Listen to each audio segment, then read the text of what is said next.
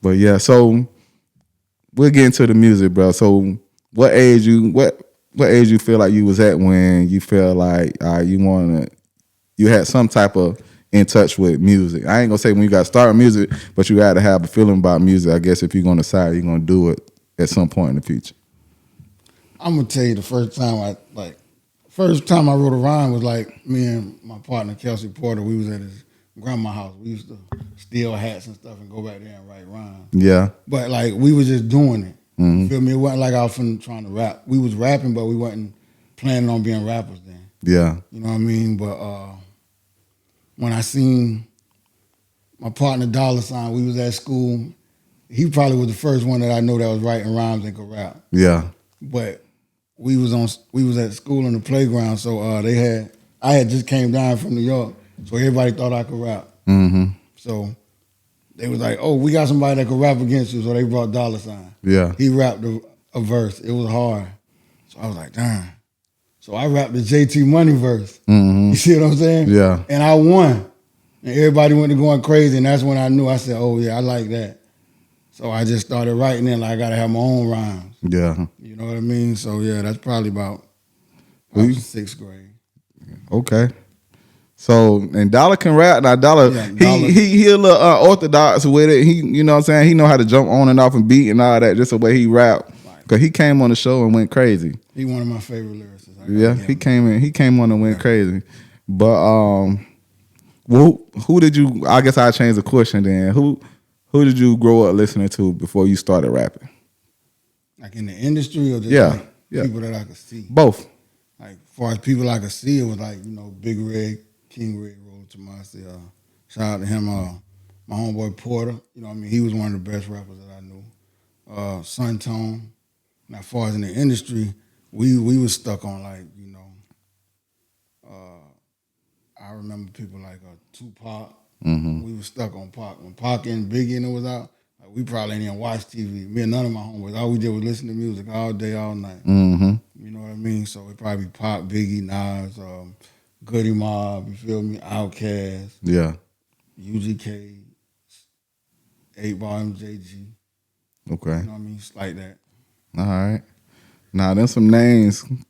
I think when I started listening, we all listen to Pac. So, I think that's most people's favorite. But, we talking about a time in your life type of thing. I'm thinking about Juvenile 400 Degrees and Pastor Troy and Drama and, you know what I'm saying? I remember listening to all that coming up in Glenville. But, Glenville also had no favorites like Kilo, Oh, yeah. Love you get Kilo, what I'm saying? Yeah, it was just something about Kilo when I was growing up, that like right now people probably listen to a lot of that and be like, what the hell you listening to? But back then that's what we was listening to.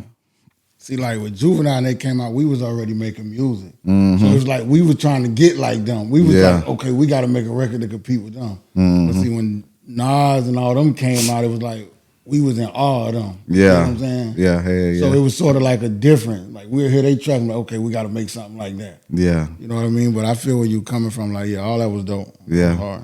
So what was you remember the first song you made? Yeah. It was a freestyle. Yeah. God bless the dead. It was in Miss Cameron's house. Okay. It was probably 1996. Yeah. New Year's night. It was a freestyle called 9/7 Remix. I freestyled it. Yeah, that was the first one. Me, Dollar, John Davis, Suge. Yeah. Okay. John was rapping?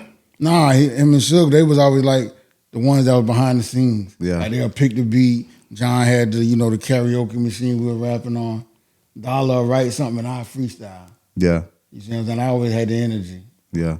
And that's how it happened. Man, shouts out like I said, Suge. Shouts out to John. That's my fam right there. Yeah, good guy. So, brother. Man, I wanna back up a little bit because I supposed to did this at the beginning, but since I got somebody major from Glenville, I want to make sure I get a shout out to some of the ones that I grew up with too. Like rest in peace to Vuzz Miller. Okay. Rest in peace to rest in peace to Mike, B-Dog. Yeah. Lil Ed. That's my brother, Lil E. Yeah. Who else? I'm forgetting one more person. Dang, they gonna kill me. But you know, rest in peace to everybody from Glenville. Those are some of the people that I just grew up around or whatever. B-Dot was older than me, but he used to be around my older cousins, Andrill and Pee-wee. Shawana and all them. Yeah, rest in peace to Pee Wee. That's who I was forgetting. Yeah. Rest in peace to Pee Wee. That's the fam right there. I always show love. Demon. Little Crump, one of the Crump. GM Yeah. members. I went to school with Crump. Demon, my cousin. That's one of my cousin baby daddies. Okay. So my cousin Shawana. But yeah, rest in peace to them. So I just want to make sure they see them. Make sure we gotta make sure those names right there ain't forgot about. Yeah. So tell me, coming up in Glenville, who are some of the names you remember that that you lost, that you can be like, I want to make sure I remember this person? Like I told you, my brother, son, Demon. Yeah. Crump. Yeah. Little Crump Hook man. Like you say, my cousin Tavares. Yeah. Homeboy B-Dog. Mm-hmm. Partner We. You know what I mean? Yeah. Little E.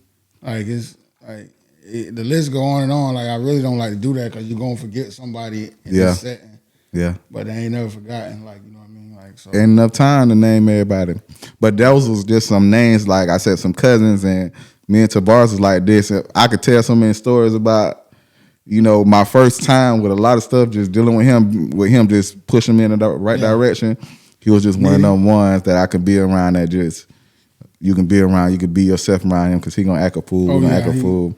He was a vibe, man. He was a vibe. Yeah, so that's one of the people I miss. So, I want to make sure I got that out. I meant to get that out at the beginning. So, I want to make sure I got that out. So, all right, so you done made your first song. You got, you got your crew coming up. When do you start taking it serious?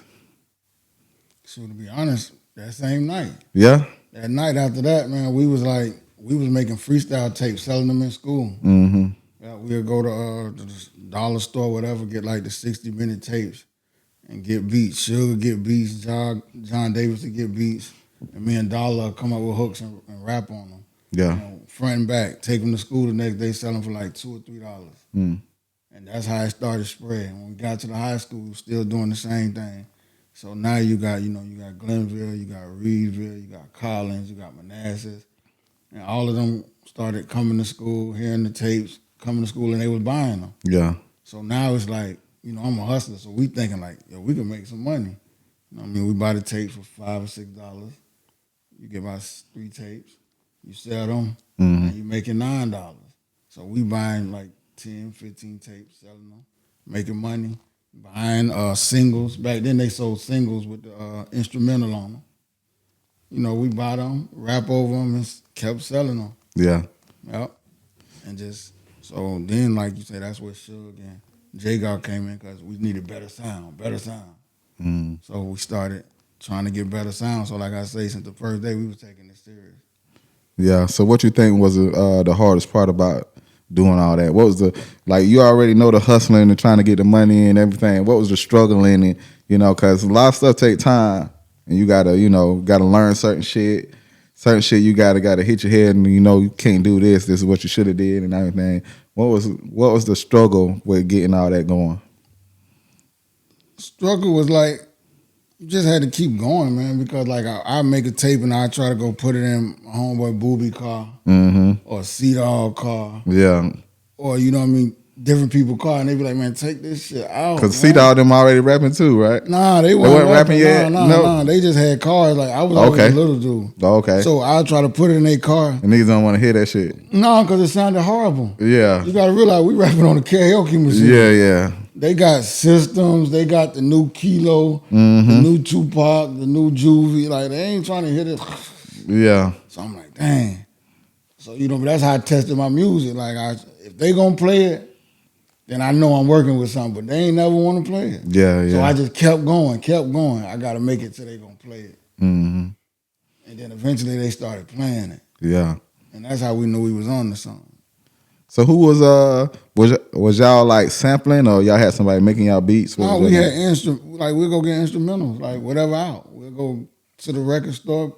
You got to buy instrumentals. Buy the instrumental, buy the single with the instrumental and rap on it. Or sometime like how when you play a record, at the end it'll have like a piece of the beat going. Mm-hmm. That's when Suge and them will come and they'll like record that part, rewind it, and record it to the point where it's enough for us to rap a whole song on it. Yeah.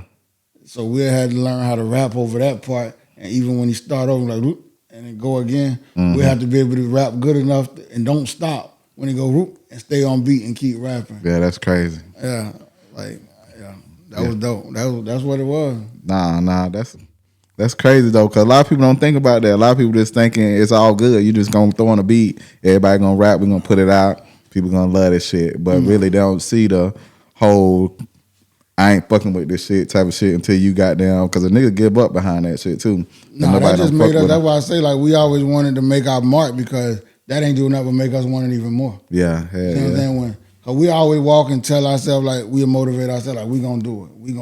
Yeah. You feel me?